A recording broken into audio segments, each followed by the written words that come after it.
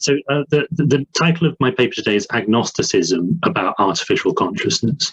So artificial consciousness is roughly when a piece of software, a computer program, a robot is conscious. Some people say that robots can be conscious, computers can be conscious. Some people say they can't. I say something which is less satisfying, but I think more justifiable, which is that we don't know. And it's not just that we temporarily don't know, it's that we're in a really bad position to know, that our ignorance goes quite deep and that we're actually going to be in trouble trying to work out the answer to these questions. Okay, so I'm just going to share my slides now. Hopefully that's all visible. Okay, so the first thing I want to do is talk about the concept of artificial consciousness and why it matters. So there's lots of different questions we're going to think about in this talk, but here's the kind of big core one, the one around which all the others revolve. Can AI be conscious? That's what I want the answer to. And I think this quickly breaks down into two more fine-grained questions. One question is just about the AI that we have around us today. So is my laptop conscious? Is the internet conscious? Are some of the robots that have been developed in the world right now, are they conscious? And there's a deeper question, if not. Right, you might say, no, nothing we have today is conscious, but could it be conscious in the future? AI is something that's growing all the time. Could we have conscious AI by the end of the century? Could we have conscious AI in principle, right, given thousands of years to research it?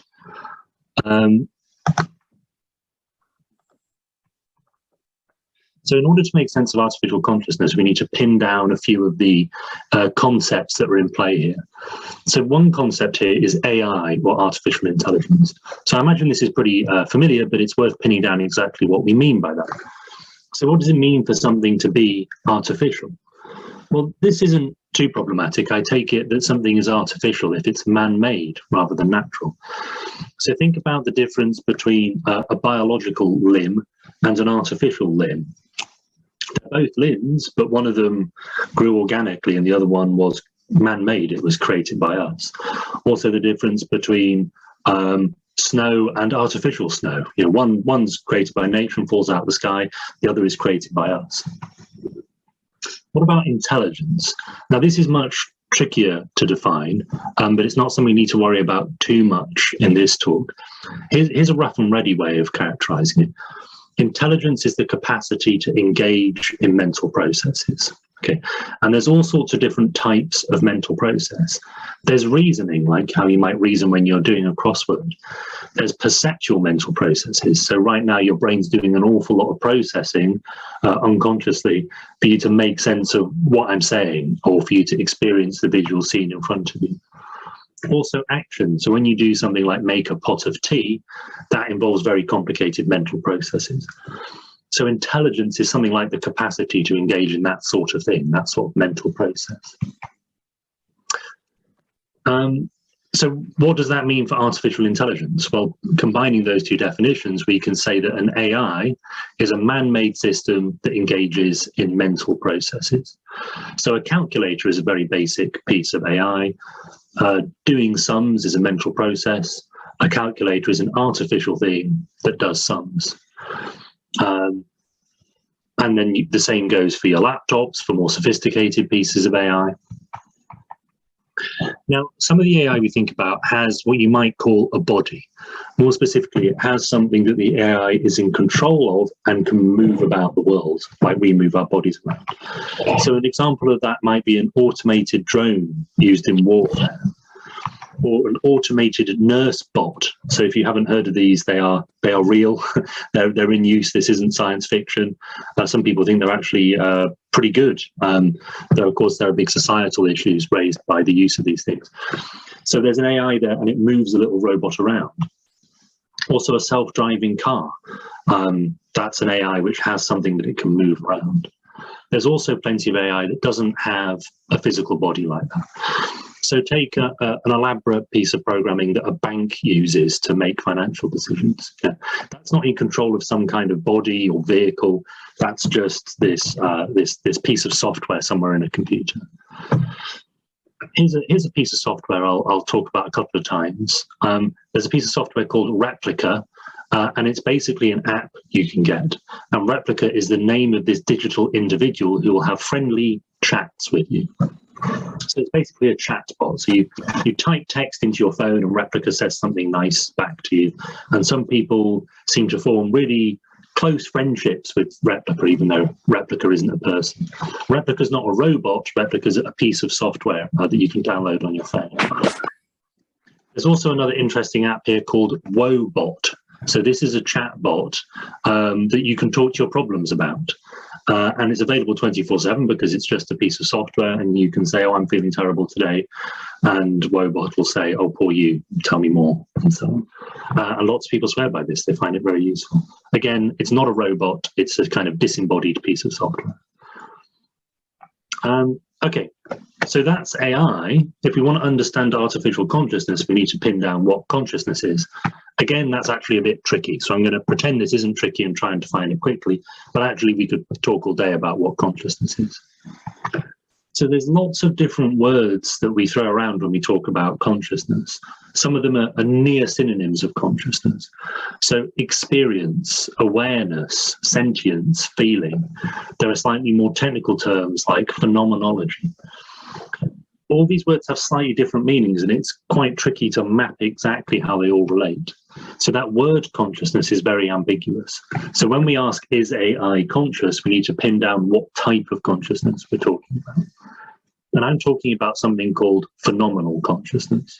So even though that's a technical notion, I hope that there's something quite intuitive about it. So in order for somebody to be phenomenally conscious, they have to experience things. So your phenomenal consciousness right now is your experience of the world. So you have a big mind with all sorts of mental processes going on in it, but only part of that is experienced by you. And that's phenomenal consciousness. It's your subjective awareness of the world. It's how the world feels to you. So something is phenomenally conscious if and only if there's something it's like to be that entity on the inside. So if we assume that my calculator, if I have an old-fashioned pocket calculator, let's assume that that's not phenomenally conscious. So it has all sorts of processes that are going on inside it, but there's nothing it's like to be the calculator, or at least I assume there's not. It doesn't have any inside perspective. Yes, information is being processed, but none of that information is being experienced. On the other hand, when I do a sum, when I try and work out the square root of 48, there's information being processed just like in a calculator, but I'm also experiencing that. I have a subjective awareness of what's going on. It feels some way for me. There's something it's like for me to undergo that mental process. So with those preliminaries in mind, I think we can refine the big question that we started out with. So I started out by saying, can AI be conscious? That now becomes a slightly longer question. Can a man-made system that performs mental processes possess phenomenal states? So I can put that in less technical terms, like, do computers experience stuff? That's what we're really interested in here. That's the big question. Do computers experience stuff? Okay, so that's the question, but the thing I want to emphasize here is why that question matters. This isn't a kind of navel-gazing ivory tower sort of question. This is a pertinent question that's going to affect how you make decisions in the coming years. So it's not just a theoretical interest, it's a practical interest. And I think one of the core reasons for that is the way that we treat AI, or the way that we ought to treat AI, is linked to the question of whether or not they're conscious. So it's tempting to say that if something isn't conscious, then it doesn't really deserve a moral consideration. So when I say moral consideration, I mean, if I'm being a moral person, I think about the well-being of other things. I try to promote the well-being of things. I try to avoid causing suffering. So I should think about the moral consideration of people around you, people around me, people like you. I should maybe morally consider my cat, but I don't need to morally consider my table, and I don't need to morally consider my pocket calculator, because they're not conscious. Right? And if they're not conscious, if they don't experience things, then I don't need to worry about them. It doesn't make sense to worry about their well-being or their suffering, because if they're not conscious, there's no such thing as the well-being of my calculator or the suffering of my calculator. On the other hand, if something is conscious, then it seems like it does deserve our moral consideration. If something is able to experience the world, then it has a right to be factored into my moral decisions. That doesn't mean we're all equal, right? If I had to choose between saving a cat and saving a human, even though I believe they're both conscious, I'm probably going to give priority to the human. But the point is that the cat at least deserves to be in consideration there. Why? Because it's conscious, because it's something that experiences the world. Whereas you don't have to worry about tables and pocket calculators because they aren't conscious at all. So here there's a useful concept that's explored a lot by the ethicist Peter Singer, and that's the concept of the moral circle. So imagine you've got all the things in the world, and if we're going to be ethical, we need to work out which things deserve our moral consideration. If something deserves our moral consideration, then it's in the moral circle. It's in that arena of things that it's worth worrying about the well-being of. And if something is outside the moral circle, then it doesn't need to be a factor in our moral decisions. And it looks like consciousness is like a ticket into the moral circle. Like if you're conscious, then you deserve at least some moral consideration. On the other hand, if a thing is completely non-conscious, then it doesn't deserve our moral consideration. It doesn't really have any interests. It doesn't have any well-being, so we don't need to worry about it. So think about that. Forget about AI for a second. Think about that with all sorts of ordinary ethical dilemmas. So if you're worrying about how to treat newborn babies, it looks like one important question is whether babies are conscious or not. So until alarmingly recently, the surgeons sometimes performed operations on infants without anesthetic. Why? Because they believed that an infant, a newly born infant, is basically unconscious, right? It can respond to stimuli with noises, but it's not really experiencing anything. So when you perform surgery on it, it's not going to experience the pain.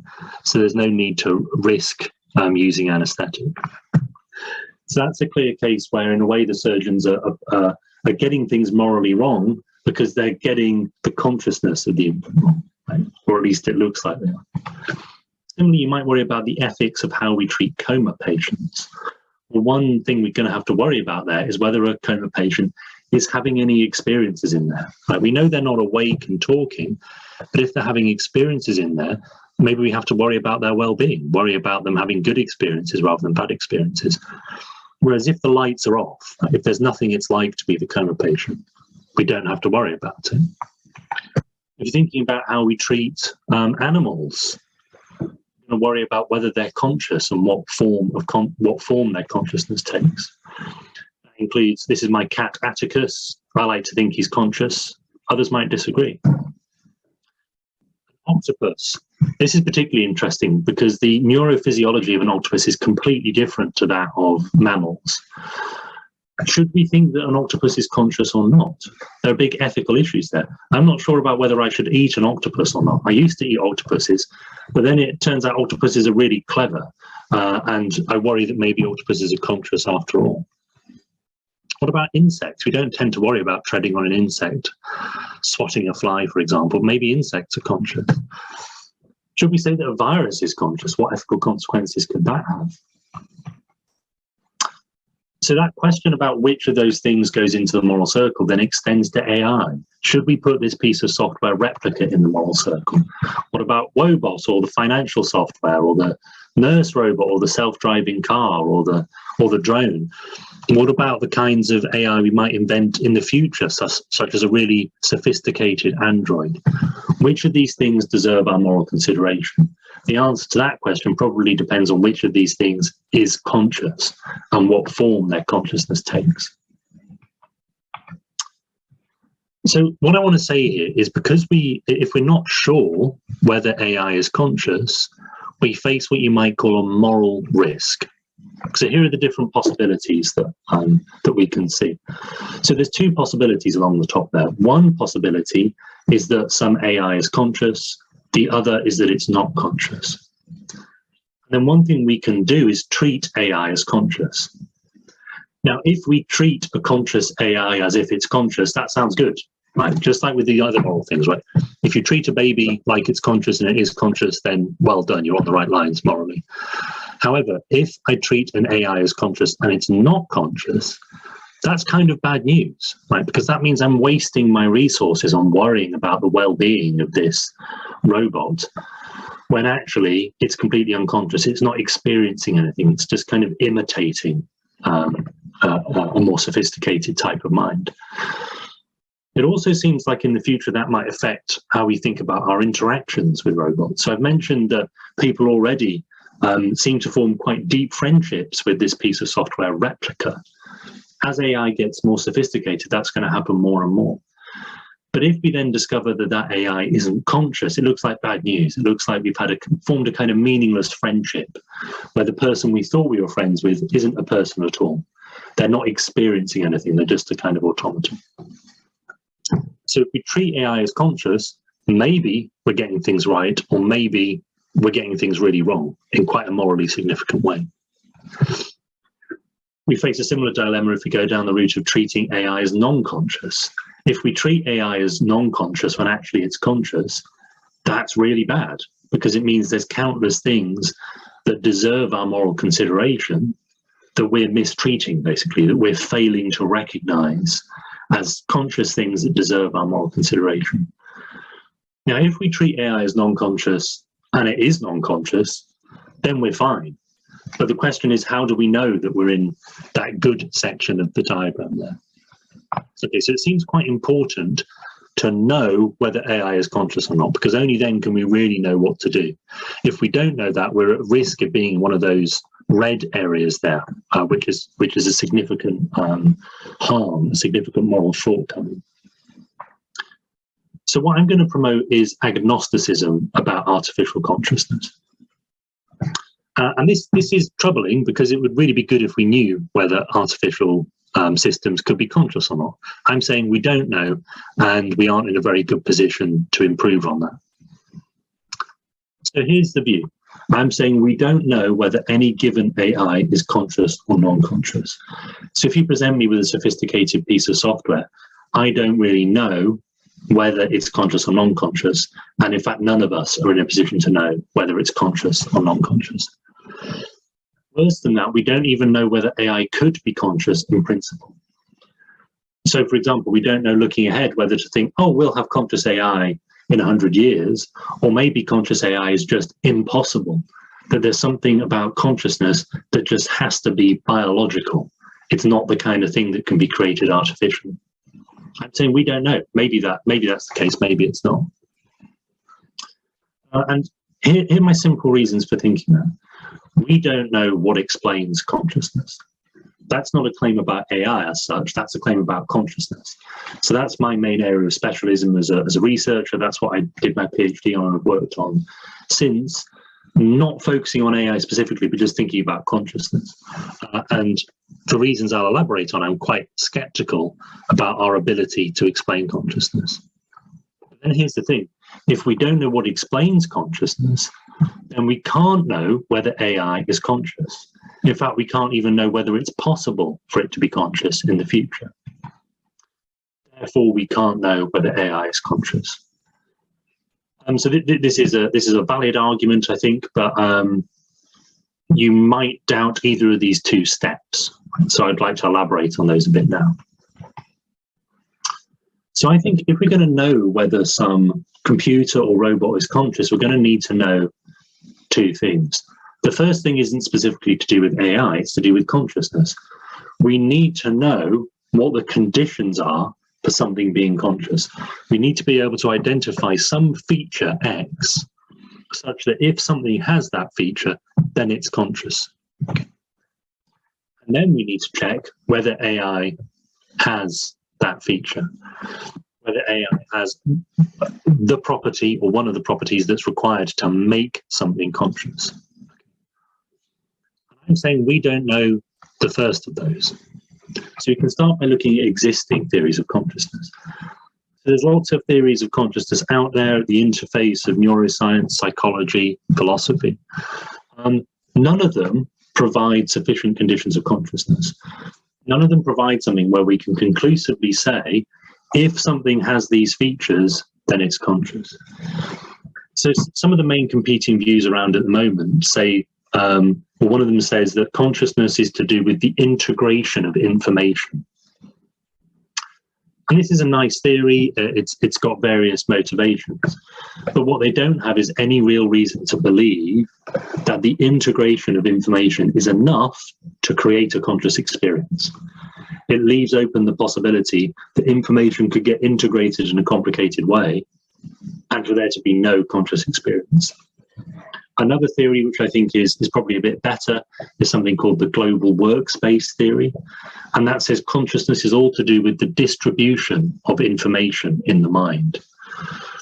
So you have a huge complicated mind that's doing all sorts of processes at any given time. Most of those processes are somewhat isolated from each other. Consciousness is where all that information comes together. So if you're conscious of my voice, the information about what I'm saying is available to all sorts of systems in your mind. Whereas if you're actually doing something else at the moment and you only have a kind of subliminal perception of my voice, then even though there is some information in your auditory system, that information isn't being broadcast to the rest of the mind. Again, that's a nice theory. It looks like it's capturing something important about consciousness. But what it doesn't do is this. It doesn't show us that if information is being distributed across the mind, then that mind must be having a conscious experience. It completely leaves open the possibility of information being distributed across the mind without any conscious experience actually happening. Now, this isn't to say that the existing theories do nothing. Some existing theories might successfully identify necessary conditions of consciousness. So some people think, for example, that consciousness has got something to do with self-awareness. Okay, you have to kind of represent yourself in some way to be conscious. Now, if that's right, you've got a necessary condition of consciousness. And what that means is something can only be conscious if it has that kind of self-representing capacity. But what that doesn't show us is that if something has that self-representing capacity, then it's definitely conscious. But that's exactly what we need if we're going to work out whether AI is conscious or not. Another thing existing theories can do is identify what are known as the correlants of consciousness. So the correlates of consciousness are kind of things that come along with consciousness. So you might find that spots are correlated with measles. Okay, so that doesn't mean spots and measles are the same thing. It's just saying one of them is a sign of the other. Now, thanks to neuroscience, we can identify some correlates of consciousness. We can say that these regions of the brain are more relevant to consciousness than others. We can say that certain levels of neural activation are correlated with consciousness. But what we can't do is say if something has neural activity of that kind, then it's definitely experiencing the world. Another thing that confuses things here is sometimes theories do successfully explain something. They just don't explain consciousness. They explain something in the proximity of consciousness. So, for example, one feature that is often associated with consciousness is what's known as reportability. So there are some things that go on in my mind that I couldn't report. If you ask me what's going on in V2 of my visual system, I've got no idea. I couldn't tell you. Whereas if you ask me what I'm consciously experiencing right now, I can tell you in some detail. And there are pretty good neuroscientific theories about what makes information reportable. But that's not a theory of consciousness. That's a theory of something related to consciousness. Right? So again, we still haven't got that all-important feature, that thing where we can say, if something has that, then it's definitely conscious. And I want to say that this isn't a temporary situation, or at least it's not a situation that's going to be resolved quickly. These debates are ongoing in consciousness science. They're not going to get resolved anytime soon. In fact, there are pretty interesting, perhaps conclusive, perhaps convincing arguments out there for concluding that we can't ever identify sufficient conditions of consciousness. I don't quite want to say that, but I just want to raise it as a valuable and relevant view that's out there. Now, one thing to bear in mind here is that even though I'm being quite skeptical about the explanatory power of consciousness science, I'm not saying that consciousness science is useless. One thing is, if we're thinking just about human consciousness or animal consciousness, maybe we can make progress without actually explaining what makes us conscious. So, for example, let's say I'm worrying about whether a person in a coma is consciously experiencing pain. I do loads of neuroscience, and I find that when I experience pain and when you experience pain, there's a certain type of neural activity. And then I find that in this coma patient, they have that kind of neural activity. I'm in a pretty good position there to say that they are experiencing conscious pain.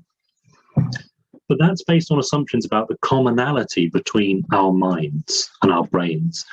Our brains work in broadly similar ways. I know that I'm conscious, right? So I can assume that you with similar brains are conscious as well.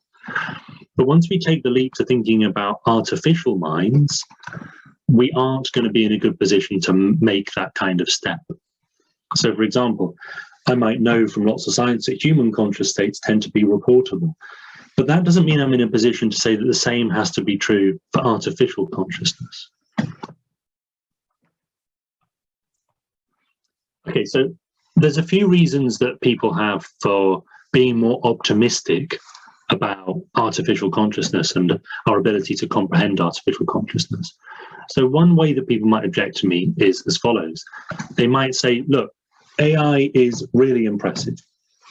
Even if it doesn't look like we have conscious AI today, you can't even imagine what AI is going to look like in 50 years. If you think back 50 years, AI was doing stuff that that school children could program now on their watches.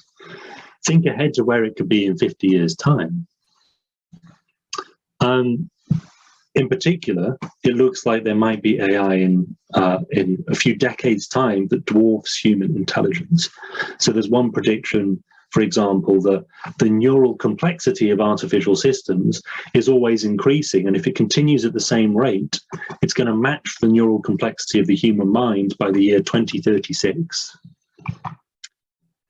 Now, I think this is all really impressive, but I think it's a bit of a red herring. And that's because intelligence is one thing, but consciousness is another. You can be really impressed by artificial intelligence without in any way being optimistic about the prospects of artificial consciousness. Because there could be something that's highly intelligent, but completely non-conscious.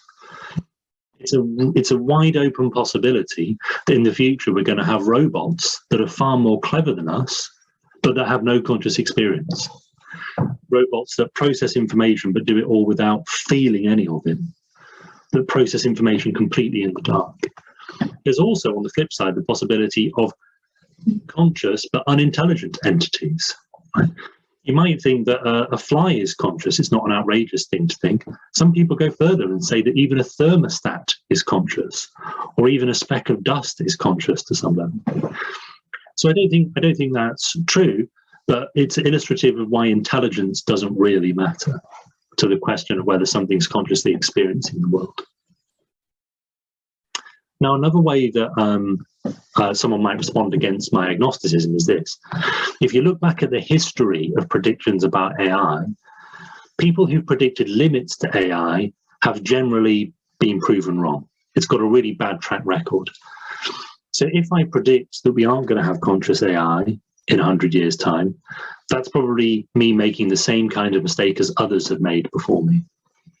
So René Descartes argued that an automaton could never engage in coherent conversation. But most of us have devices in our pockets that show that Descartes is wrong. Dreyfus predicted that a computer could never win a game of chess. Now there are computers that can beat literally anyone on the planet at chess. Others predicted that a computer could never create a passable work of art. There are galleries with artwork created exclusively by AIs now. So these predictions have a bad track record. So we should learn our lesson and realize that predictions about AI not being able to be conscious are going to be similarly misplaced, and they're going to reflect more about our ignorance than they do about the real limits of AI. One thing to note here is I'm not actually predicting that AI won't be conscious, or that even that AI isn't conscious. As an agnostic, I'm saying we don't know. I'm not trying to say that there are limits on AI like this. I'm trying to say there are limits on our knowledge. Maybe we have conscious AI already. What I'm saying is we don't know it. Pair artificial consciousness to some of these other artificial feats that I've mentioned. Somebody predicted that a computer could never win a game of chess, and then they were proven wrong. And they were proven wrong because winning a game of chess is something that's objectively measurable, right? You just set the person up against a computer and we can all see that it's won a game of chess. What exactly would it mean to prove someone wrong if they say that AI will never be conscious? How could you prove it? You might have AI that says it's conscious. You might have AI that people treat as if it's conscious. You might have AI that's more or less indistinguishable from a conscious human. But none of that is proof that the AI is actually conscious. And that's because consciousness is unmeasurable. I can't get inside your conscious experience to check that it's there. And I certainly can't get inside the conscious experience of a robot to check that it's there. Now, here's another thought that's sometimes thrown around. It's inevitable that when AI acts as if it's conscious, we will treat it as if it's conscious. So this is already beginning to happen. So I mentioned about this piece of software, Replica, that people have downloaded on their phones. Some people are already starting to treat Replica as if she is a conscious subject, when actually she's just a bit of software. And if you imagine how much more advanced AI is going to get in the future, that's going to be extended. There's going to be robots that look very much like humans. They're going to be able to interact in a way that's almost indistinguishable from human behavior. When that happens, it looks inevitable that we're going to treat those things as if they're conscious. But I don't think that's an argument, right? Because the point is we might be making a terrible mistake. Right? This is just a prediction about something we're going to do. It's not really a prediction about whether we're right to do it. And what I'm worried about is the possibility that in the future we're going to have AI that is absolutely unconscious, but that we treat as if it is conscious, and lead more morally problematic, less meaningful lives as a consequence. Okay, so that's the mess that we're in. Now I want to talk about what to do about it.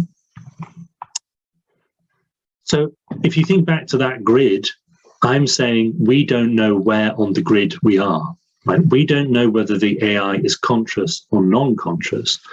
So we don't really know whether to treat AI as conscious or to treat it as non-conscious. Because either way, we could be making a terrible mistake. It would be a terrible mistake to treat AI as if it's conscious when we're not. That would be kind of wasted time. It would be an even worse mistake to treat AI as non-conscious if it's actually conscious. And because of this agnostic view, this isn't something we're going to resolve overnight. I'm saying we're really in the dark about whether AI is conscious or non-conscious because we don't know what explains consciousness. So we don't know what to look for in an AI to work out whether or not it's conscious. So there's a few different approaches you might take to this. One is what I call the gung-ho approach. And this is to acknowledge the possibility that AI really is conscious, but not to worry about it too much. So you just march forward on the assumption that it's not and cross your fingers that you're right. Okay, so don't worry about the well-being of computers or robots. Just assume they're all kind of mindless automata that don't deserve entry into the moral circle, and just take the risk that you're wrong. Take the risk that actually you're mistreating sentient beings. So I don't think this is really any good because it seems like the moral risk here is enormous. There's already loads of artificial systems out there. We're creating more and more every day, and they're getting more and more sophisticated. There's a very real possibility that in the future there's going to be countless complex, conscious artificial entities who deserve our moral consideration, but whose moral interests we completely ignore because we're just marching on forward on the assumption that they're mindless, that they're not really experiencing anything. So I think that gung-ho approach would be problematic. So that might motivate a more cautious approach instead. So on the more cautious approach, we recognize that we don't know whether AI is conscious or not. We remain agnostic. But to stay on the safe side, we treat AI as if it's conscious just in case. Right? That way we avoid the moral risk of mistreating AI. Now, I've already identified that if AI is not conscious, that would be problematic because we'll have wasted our time, effort, and resources on worrying about the well-being of something that doesn't have any well-being, worrying about the suffering of something that can't suffer. And we might be worrying about that at the expense of worrying about animals and humans who really do have well-being and really do suffer. But some people might say that on the balance of risk, that's a much lower risk than the risk of this morally outrageous thing of treating conscious AI as if it's not conscious. So on balance, we should take this cautious approach. And because of the benefits that AI can bring society, it's worth the extra practical cost. Now, I don't think this is entirely unreasonable. So I'm an agnostic about the consciousness of various animals.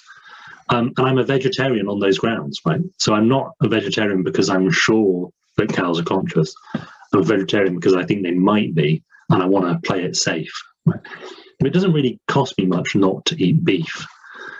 Whereas maybe the costs of treating AI as if it's conscious could be really complicated. How to weigh that up is up to you. But I think there's a much deeper problem here that really messes things up for the cautious approach. The question I've been focusing on is the question of whether an AI is conscious or not. But if it is conscious, that immediately raises another question, which is what its consciousness is like. What form does the experience of this computer take? What is it like to be this robot? We don't know. Until we've explained consciousness, we aren't in a position to capture what the experiences of a robot would be like. So even if we did go around assuming that AI is conscious, to err on the side of caution, we'd be in trouble because we wouldn't actually know how to treat the AI. So let's say there's this moral principle that we should try and minimize conscious suffering. If I adopt that principle, I know how to apply it when I'm interacting with humans. You know, don't punch them in the face, that'll cause suffering. I know how to apply it when interacting with cats. Don't stand on the cat's tail, that'll cause it suffering. But how on earth do I apply that principle when I'm talking to a robot or using my laptop or something? I don't know what on earth could make an AI suffer. I don't know anything about its conscious mind. Right? Maybe saying nice things to a robot is actually really painful. Maybe punching a robot in the face is really enjoyable. We're so completely in the dark about the explanation of consciousness, we aren't in a position to live this principle through. Similarly, if we want to maximize conscious happiness, we can't do that if we don't understand what makes a conscious AI happy. And because of our inability to explain conscious, this isn't a problem we can readily overcome. Now, I think here there's a real risk of anthropomorphizing, that is, of assuming that the mind of a conscious robot will be similar to the mind of a human. But I think that would be a huge mistake, and that's something I'll come back to again in a moment. So one thing, for example, is if we're interacting with humans, one of the things we assume is that humans want to stay alive. Right? That's one of the reasons it's wrong to kill people. But why assume that about an AI? Why assume that an AI has any desire to continue its own existence? Our desire to continue our own existence has a complicated evolutionary history. A robot doesn't have that evolutionary history. So the moral principle that you shouldn't kill things that are in the moral circle, how can we even be sure that that applies to robots? Right? The conscious mind of a robot could be so radically unlike anything we're familiar with. Even that might be a mistake. So there is a third approach. You might think, look, the gung-ho approach is problematic, the cautious approach is problematic, but if we don't know which way to go, maybe we should apply the brakes. So AI is growing all the time. Maybe we should do something about that.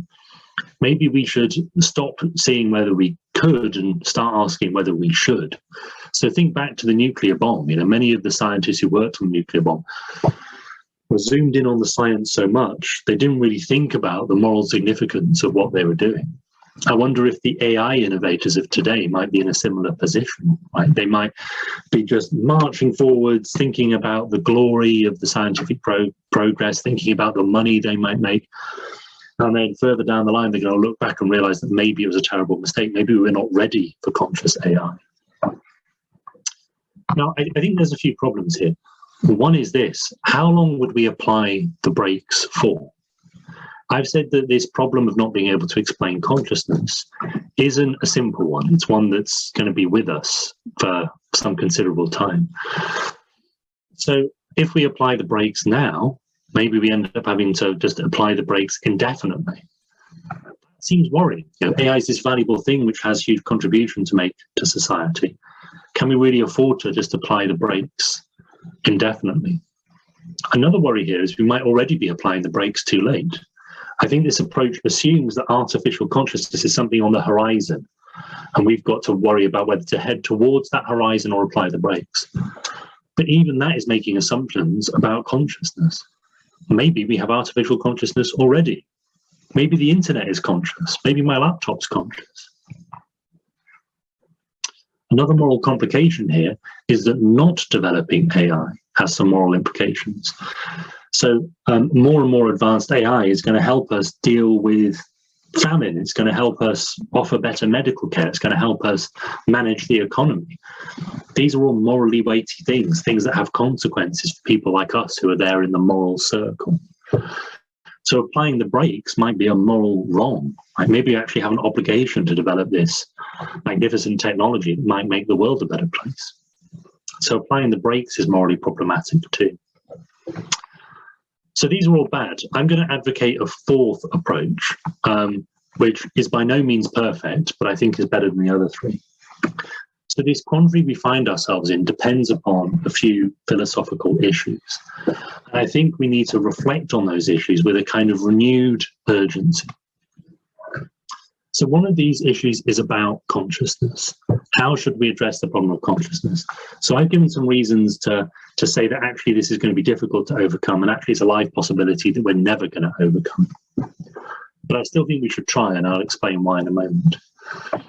Another thing in the background here is the ethical side of it. I've been promoting the idea that consciousness is your ticket into the moral circle. That if you're conscious, you should be in the moral circle. If you're unconscious, you should be out of the moral circle. But I think we need to rethink that in light of what we know about artificial intelligence. So specifically, what I think we need to do is look at the parts of those questions at the top of the slide that are morally salient, the bits that actually matter to our moral decisions. So I've said that consciousness is what matters for being in the moral circle and deserving our moral consideration. Maybe we need to rethink that. Maybe we can say that what really matters is just conscious suffering. Right? If something is conscious but is incapable of suffering, then you can't really do it any harm. And if you can't do it any harm, perhaps you don't have to worry about how you treat it. I don't know if that's right, but I think that's exactly the type of ethical issue we need to get to the bottom of. Relatedly, even if we aren't in a position to work out whether AI is conscious, perhaps we could work out a slightly smaller question. If AI can be conscious, could it suffer? Okay, so instead of worrying about the explanation of consciousness, worry about the explanation of suffering. Because it might turn out that AI can't suffer even if it's conscious. And if so, that could have big moral implications. You might be able to say, look, maybe there'll be conscious AI in the future, but it won't be the kind of AI that can suffer, and so it won't be the kind of AI that we have to worry about morally. And that means it doesn't present the kind of big moral risk that I was describing earlier on. Okay, I'm going to wrap up there. I'll be very interested to see what you think.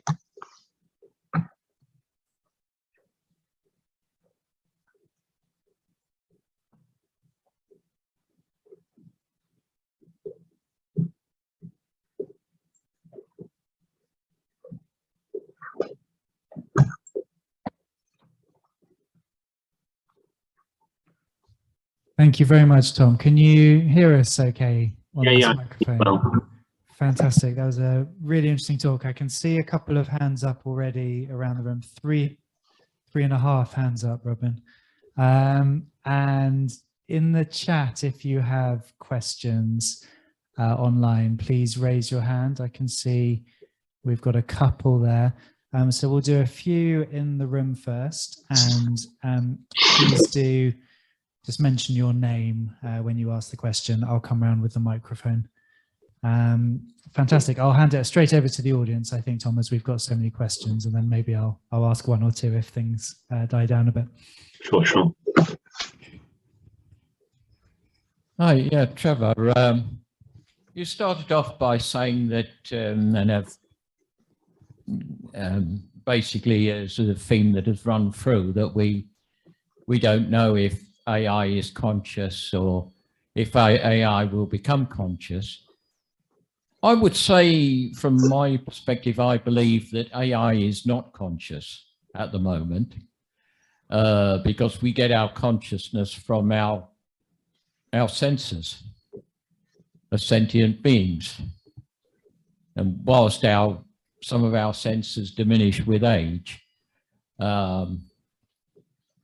you know, until all of our senses stop working completely, we are still conscious.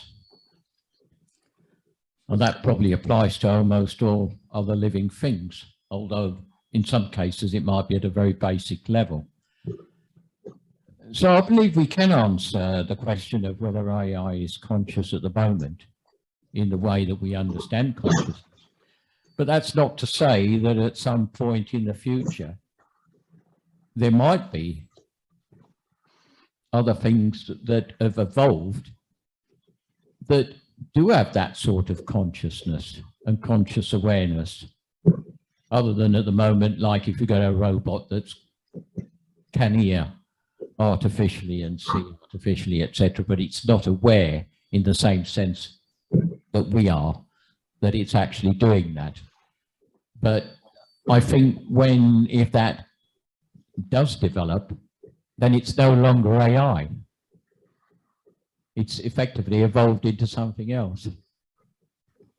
Okay, good, yeah. So I think one of the difficult things might be to work out when that's happened, right? So some people would respond to you by saying, well, actually, there's already robots that have senses like us. Like, if you think about how clever a self-driving car is, it can see things, it can hear things, it can pick up all sorts of other information from the world.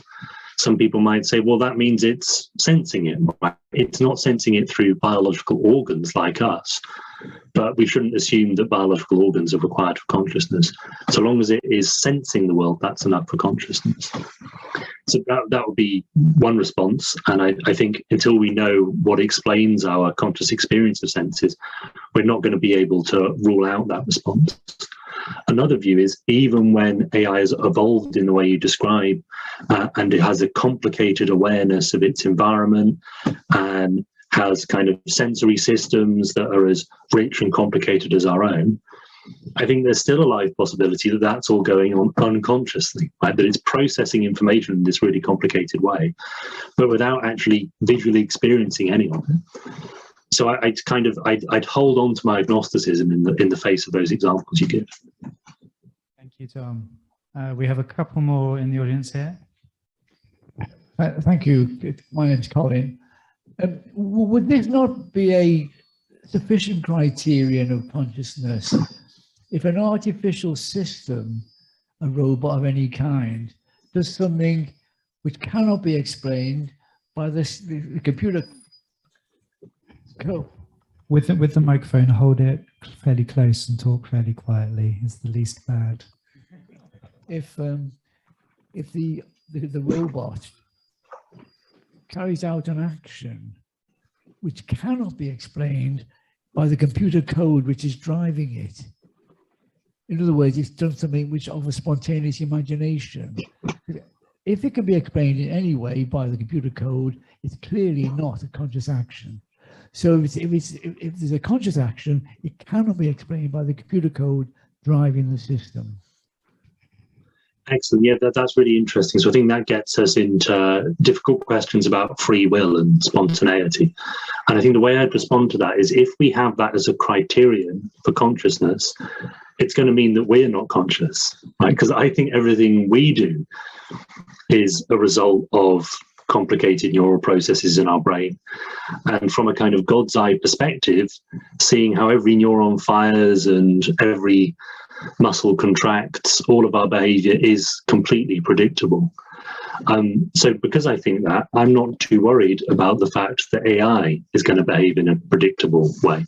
I think that's perfectly compatible with it being conscious. Now, even if we can act in an unpredictable way, I still think that there's another possibility here that it's hard to rule out. That even though our consciousness involves spontaneity, maybe robot consciousness doesn't. Maybe robot consciousness involves these kind of completely predetermined processes that don't involve any free choice. So for me, consciousness and free will are completely separable. You can kind of have one without the other. So again, I think I'd resist using that as a test for consciousness, and again hold on to my agnosticism. We have one more here. Fairly close, fairly quiet. Thank you. Brilliant talk. Thanks. My name's Adrian, and my question was, us as creators, do we have a need to create conscious AI, or is that something that it's just an endeavor, or yeah? Yeah, that's a really interesting question. So can I ask you that question? So do you feel any need to create conscious AI? So I think there can be some benefit to it, particularly in people that are perhaps isolated or, need companionship. That, can help, right? People, particularly with mental health problems, depression, that sort of thing, having an AI that can directly relate to that and, engage with that person, make them feel less lonely and, care for those needs. I think that can be useful. Again, it's that kind of question of, I'm going a bit sci-fi, but, is it perhaps going a bit too far? Are we creating a problem for ourselves in the future? Yeah, exactly. So, I mean, I guess there's two different types of problems. So the main kind of sci-fi problem is like, what if they rise up against us and so on? And, I don't think that's ridiculous, but I do think that probably relies on a kind of anthropomorphic view, right? Oppressed people will rise up. Will oppressed robots rise up? Well, robots aren't like people. They don't necessarily value freedom. Why would they? They aren't programmed to. So the idea of a kind of robot uprising might be implausible. But the real problem we might be setting ourselves up with is this moral problem of how to treat robots and how to check whether they're conscious. So in answer to your question about the need, I think the complicated thing is this. There's already software that helps people, that provides companionship, but which is very unlikely to be conscious. Right? It's really basic stuff. Hardly anyone thinks it's conscious. But if that unconscious software can help people, then all we need to do is make that software better. There's no extra benefit we get when the software suddenly pings into consciousness. If it can help people, it can help people. What's going on the inside of that robot or that piece of software might be irrelevant to whether it actually has the ability to help people. So in a way, if we need something, what we need perhaps is AI that looks conscious. We don't really need it to be conscious. Okay, thank you, Tom. I'm going to let Robin come in. He's jumping up and down. And by the way, the camera's pointing over here, so if you want to come and stand around. Hi, that's a great talk. I've got a confession to make. I've spent 25 years in artificial intelligence, working on robotics and computer-assisted navigation and knee replacement. So I've actually been building the systems and the algorithms for decision making. And we've got to the point now where we've got to predictive dynamics, we've got the information coming back, and so the computer is giving decisions, okay? So that's a given, yeah? And it's telling us what to do. However, it doesn't have a conscience. So I'm going to play on words. When you say conscience, do you mean something like a moral sense of right and wrong? Correct. So what I'm saying is you can set the thresholds for what the decisions are going to be. Do you accept 1 degree of error? Do you accept half a degree? Do you accept a certain degree of wobbliness when you're doing a knee replacement? And that information still has to be developed. We're still working on feedback systems for proprioception and that kind of thing. But at the end of the day, the person who actually gets, what's the word, into trouble if the knee replacement goes wrong is the surgeon, yeah, not the robot. So there's no, the feedback comes through the National Joint Registry. So if anything goes wrong with the knee replacement, it's my problem, yeah? It's not the robot. So the question is it not consciousness so much, which can be artificially created, but the human aspect is conscience, where you actually say, am I doing something? Could I do something better? Could I improve the situation? And is that the genuine difference between humanity and robotics? Thank you. Yeah, excellent question. So I feel like I don't understand the human conscience enough to know whether it could be artificial, right? So if it's just a matter of being able to make ethical decisions in a nuanced and sensible way, then I'm confident we can have AI that could do that better than the average human in the not so distant future. But I don't think you're going to say that that then has a conscience, right? Why? Because it's not really feeling the pang of guilt when it does something wrong or feeling the empathy. So I think this raises another question about artificial emotions, right? And I think this is tied in with artificial consciousness as well. If an AI isn't really feeling guilt and feeling empathy and feeling all these other emotions that I think constitute having a conscience, then you might think it's a kind of second-rate form of mind, right? Part of what separates the human mind from other types of mind is that conscience. But I still want to separate that from the question of consciousness to some extent, because I think a person who has absolutely no conscience can still be conscious, and they are still capable of suffering and being happy, and they still deserve entry into the moral circle, right? They still deserve my moral consideration. Similarly, I think that there could be an AI that does very well in making moral decisions, but without having any consciousness at all. So again, I think these things are separable, but it's definitely an important thing to think about.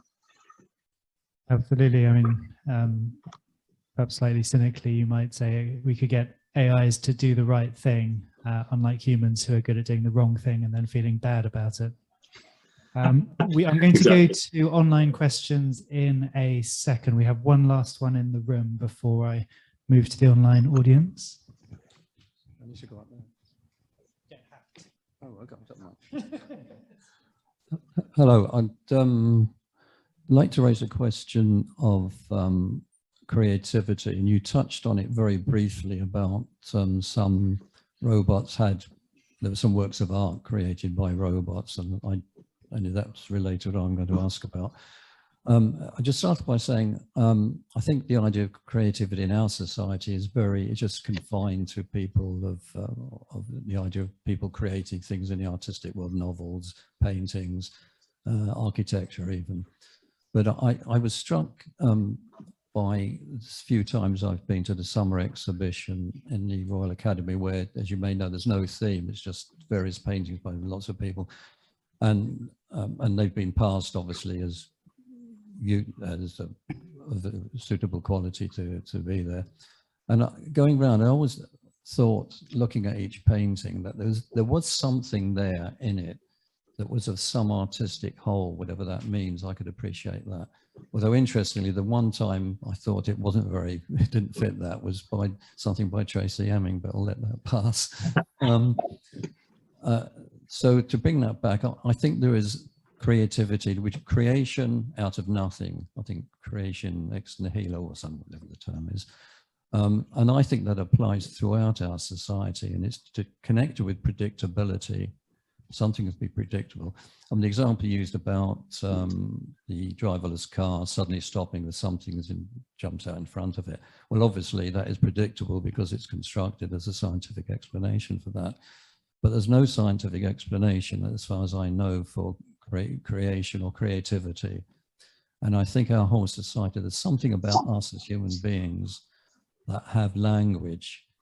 I mean, I know people say their cats or dogs have language. Well, they don't. They have communication systems, which is not quite the same thing. You know, we've got some, well, I won't go into the thing about language. But I want to come back. There's lots, I think our society rests on creativity, not alone, obviously, the non-predictable, what can come out of nothing. And I'm curious about how that fits in with AI. Yeah, brilliant. So I think one bit I'll definitely grant is that AI can't do things that are completely unpredictable in this sense. AI has programming. A lot of AI programming is self-programming. That's one of the significant revolutions in AI. You set up bits of software to train themselves rather than having to write the program. But even then, the software you end up with is kind of predictable. It follows set patterns. Right? So then the question is whether such a thing could be creative. Now, if you think that creativity requires that real spontaneity and unpredictability, then that tells us that AI can't be creative. But I, again, similar to my answer to a question earlier, I again would say that that's saying the standard's too high. I don't think that human creativity can meet that criterion. We don't yet have a scientific explanation of human creativity, at least not a detailed one. But that doesn't mean that there isn't any such explanation.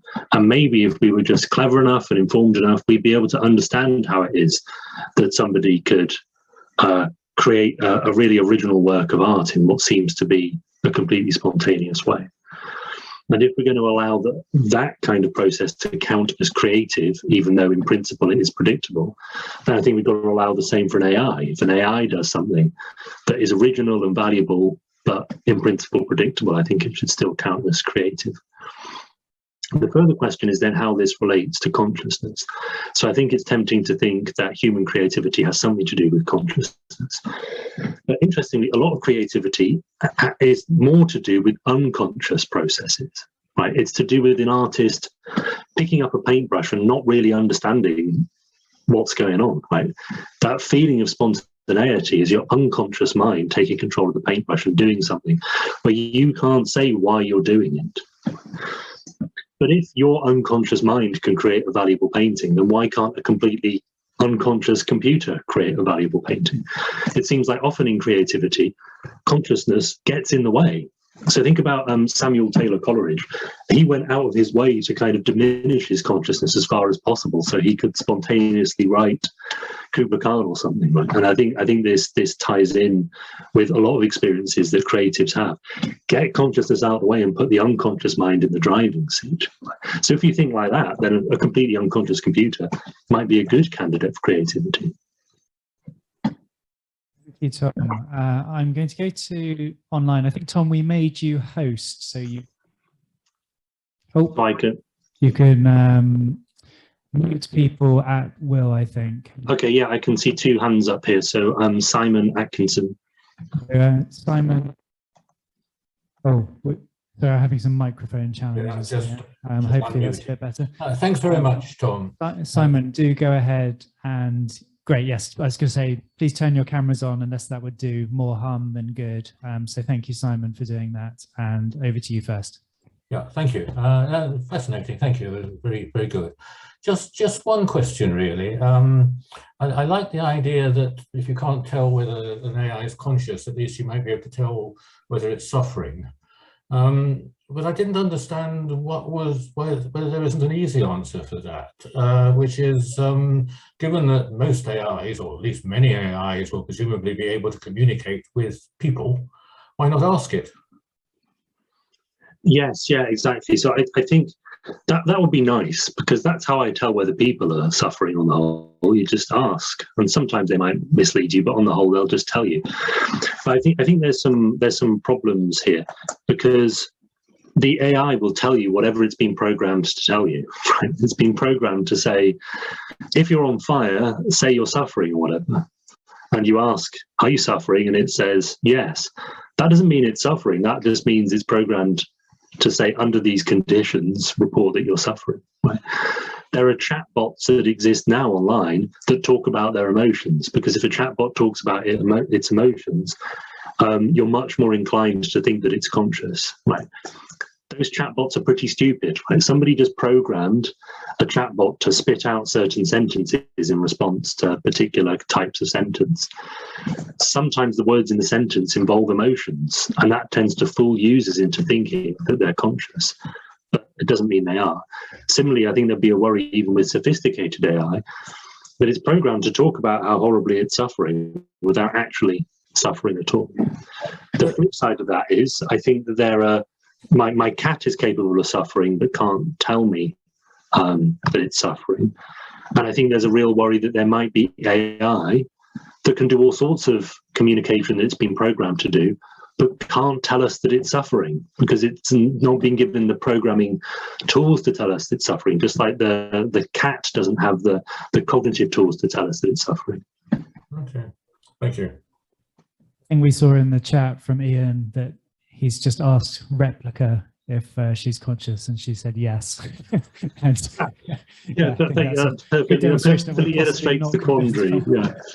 Yeah, so who's convinced by that? Right? I mean, it's, I think I see Terry's raising a finger. Terry, did you have a comment you wanted to add to that? Or?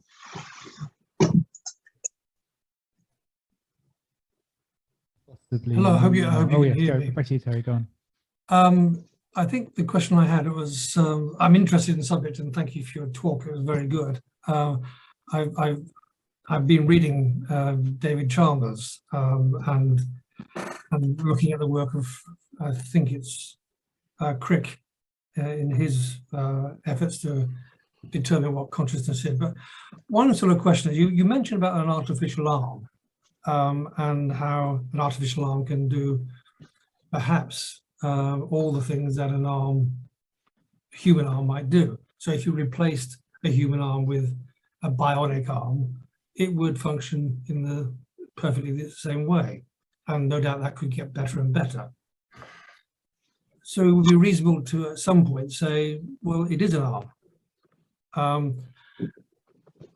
Can't we do the same thing with consciousness? From a functional point of view, if it walks like it's conscious, if it talks like it's conscious, why not just simply treat it as though it's conscious? Yeah, excellent. So I think that really gets to the nub of it, right? So I think there's two issues there. One issue is that you as a conscious person do all sorts of things, and your consciousness is manifest in so many different ways. It's manifest in how you remember things. It's manifest in how you talk. It's manifest in how you act. It's manifest in how you process visual information. The difficulty is we don't know which bits of that are actually required for consciousness and which bits aren't. So if a robot fails to meet some of those conditions, that doesn't necessarily show that it's not conscious. Also, there's the live possibility that the robot is conscious in a completely different way to us. So the ability to talk about things is a feature of our consciousness. It's not a feature of cat consciousness, if there is such a thing. Perhaps it's not a feature of robot consciousness. Right? So even if we know how consciousness functions in us, we don't know how consciousness functions full stop. And that means we're going to have difficulties. Another problem is this: even if we know more about how consciousness functions, it seems like there's a live possibility which causes trouble. And this is the live possibility that something could do all of the things that a conscious thing does without being conscious. So unlike the case of the artificial arm, where I'm tempted to say that artificial arms are arms, they don't even have to be really sophisticated. I think they're arms already. And artificial sweeteners are sweeteners. Consciousness isn't necessarily like that, right? Because I think we can make sense of something processing information in a characteristic way without experiencing any of that information.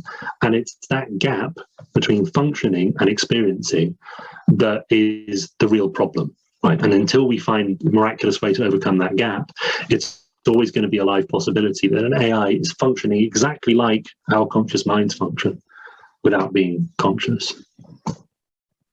Thank you, Tom. Paul has been waiting very patiently, as has Simon. So if we go to Paul first. Yes, yeah. Hello, Tom. Thanks for the talk. I'd just like to bring up about a couple of members of Barnes Philosophy Club and a committee member. Neuroprosthetics, I don't know if you heard of this, being developed by a friend of Barnes Philosophy Club, Stephen Rainey at Oxford University, regarding people with locked-in syndrome. Stephen and Yasmin have written a paper on the ethics of AI involved with this technology, which has allowed communication with people with locked-in syndrome via a synthesized voice. So the technology becomes part of the language area of the brain, which generates thoughts from, which is an interesting idea, and Yasmin has been a friend of the club. So separately, but following on with this, do you think with the development of quantum computing, i.e. when it becomes more stable, the problem of consciousness will be closer to being solved by the power of quantum computing to concentrate on a specific area of the brain and develop AI neural networks from that? Okay, good. Yeah. So two things I want to say in response to that. One is it raises this really interesting question about sort of hybrid minds. So I've been talking about where you've got biological minds and you've got artificial minds. Things get really messy when you think about things that combine the two. Right, and the technology, as you say, is already developing for that. And it's not wacky science fiction to say, well, in the future, it might be that a significant chunk of somebody's brain is replaced with some kind of artificial prosthetic. Right? That then raises worries about consciousness, right? So let's say that consciousness has to be biological. Maybe if my brain is slowly replaced by silicon chips at some point along the way, I lose conscious experiences. But nobody on the outside can tell, because I'd still say things like, I'm conscious, and no, the silicon chip hasn't done any harm at all. So I think that's an interesting possibility. Quantum computing, I think I'm going to respond to that in the same way as I've responded to many other questions, which is to distinguish between the computational sophistication of something and the issue of whether it's conscious. Maybe something could be conscious without actually being that clever. Maybe something could be ridiculously clever, like quantum computers that are just around the corner, but without being conscious. Intelligence is something that is not too hard to objectively measure. It's something that's a bit more tangible. It's clearly to do with how information is processed. Consciousness is something else. And even though we assume that there's a correlation there and there's a link between the two with us, my worry is that that's not enough, right? That we could have these super intelligent quantum computers and still be in the dark as to whether they're conscious or not. Thank you, Tom. Should we go to Simon next and then Andy? Simon, you remember to take yourself off mute and put the camera on if you're willing to.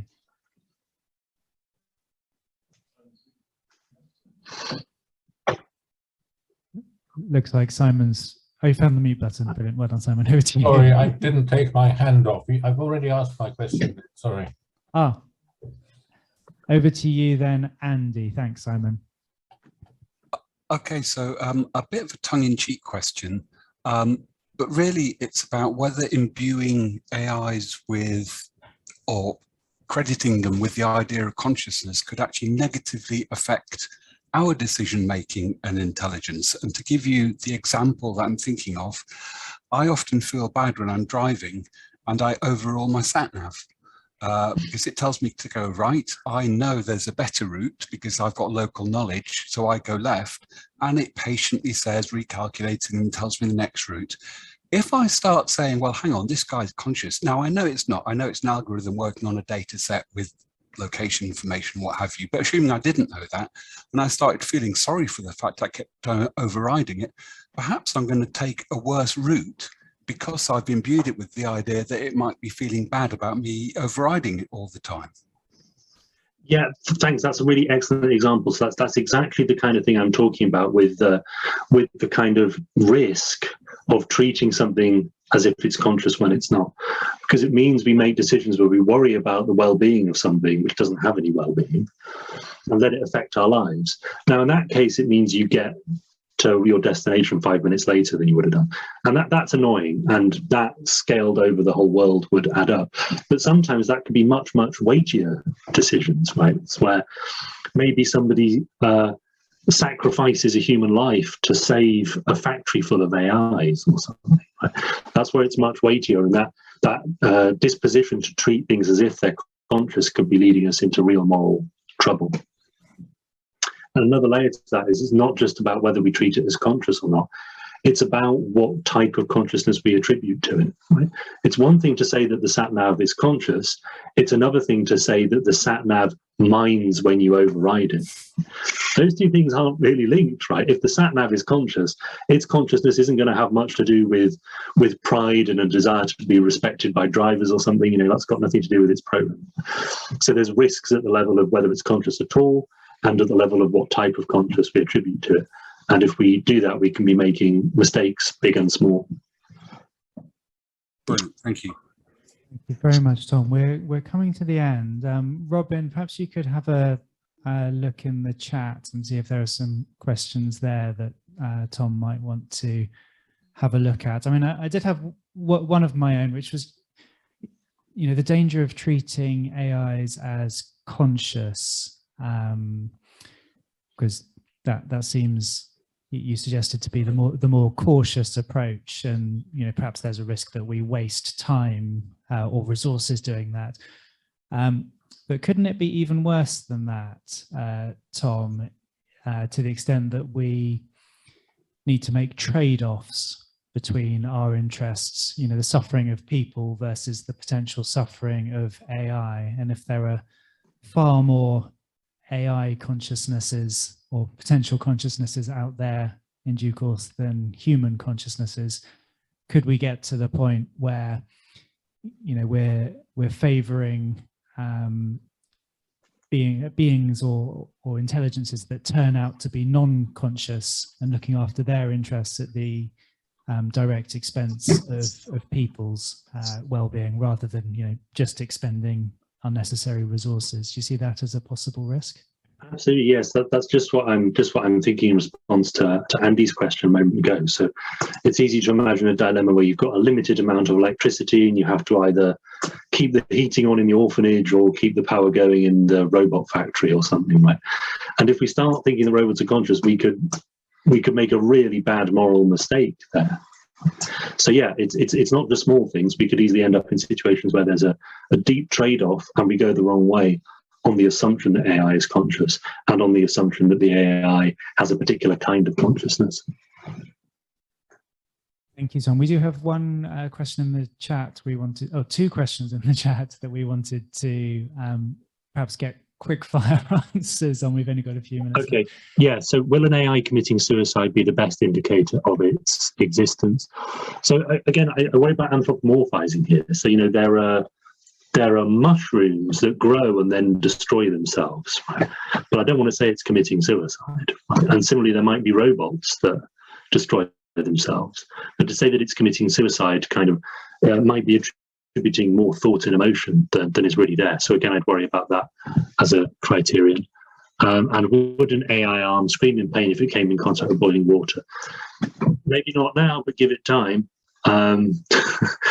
And I think there's another question from... My laptop certainly wasn't very happy when I spilled coffee on it the other day. Yeah. There's one from Drew that I think we wanted you to look at. You know, is it just the same issue as the classical epistemological problem, or, you know, solipsistic problem? We can't be aware of the AI's experience. Yeah, good. I would like to be more clear about this. So if I go too far in the direction of saying, oh, consciousness is really hard to know, then I don't know that you're conscious, right? And then I don't really know whether you deserve my moral consideration, but I don't want to say that. I say we're in a much better position for, even though we can't explain consciousness, we're in a much better position for thinking about human consciousness and animal consciousness than we are for thinking about robot consciousness, because I can make assumptions about us having certain things in common that I just can't make with the AI. So I think it's worse than just the kind of classic problem of knowing about other minds. Thank you very much, Tom. I think we've got through pretty much all the questions there. And we're right on time. Here in cyberspace is gesticulating. Someone waving. Sorry, it's me again. I just wanted to comment. There was a very interesting documentary on AlphaGo when it got beaten out. And one of the things I'd like to ask you is, at the end of that, the world champion was absolutely devastated with years of work on that. And that's very seldom looked at, on how a computer can take away something of, takes years to develop and took away a part of his soul or humanity away from him. I wonder if you had any thoughts on that at all. Yeah, in a way that ties in with many of the questions that have been asked. So we've talked about conscience as this special human thing. When we have artificial beings that are more moral than we are, that's going to maybe take something away of our humanity. We talk about creativity as this special human thing. When robots become better at art than we do, it's going to take something away from our humanity. I think what we need to do then is just revise our understanding of our humanity, right? Because it turns out we must have been wrong about what's really important in cases like that, or just not worry, not so much see it as stolen by the computer, but see the computer as having achieved something as brilliant as we have. So I don't think it's necessarily all doom and gloom, but it's certainly something that's going to be a huge cultural challenge moving forward. I don't know how many of us listened to the Reith lectures on artificial intelligence, but I think one of the more urgent or short-term problems of that sort was how much work will there actually be for people to do in 20 or 30 or 40 years time, assuming we haven't destroyed the planet as our last speaker warned we were about to. And to the extent that doing useful work gives us purpose in life, there could be a big problem when there's no useful work for people to do. Yeah, exactly. And I think that this raises big issues about how exactly we should evaluate stuff. So is it all to do with the economy, or is it actually to do with a deeper sense of well-being, right? So maybe we could all be kind of economically more prosperous if lots of jobs are given to AI, but lose something that makes life more meaningful. Paul's kindly said, don't forget about Tom's book. I have a book that you might like to read. It's an introduction to philosophy of mind. And if you liked this talk, I think you'll like the book. It is, AI comes up quite a lot, but it's not the focus. And I'm going to drop a flyer in the chat. It's a discount code, but it's out of date by 11 days now. But you can find the book on all good bookie websites. That's now in the chat. Thank you, Tom, and we'll send that out in our next newsletter as well. That was a fantastic talk, and thank you for bearing with us during our usual initial technical chat. It's really appreciate that, and for answering all the questions so in such an interesting and engaged way. Thank you so much, Tom. Thanks again for inviting me, and thanks everyone for really brilliant, stimulating questions. So much appreciated. Thank you. We have a talk in 4 weeks' time, just under, with Jennifer Lackey, who will also be joining us remotely from the US.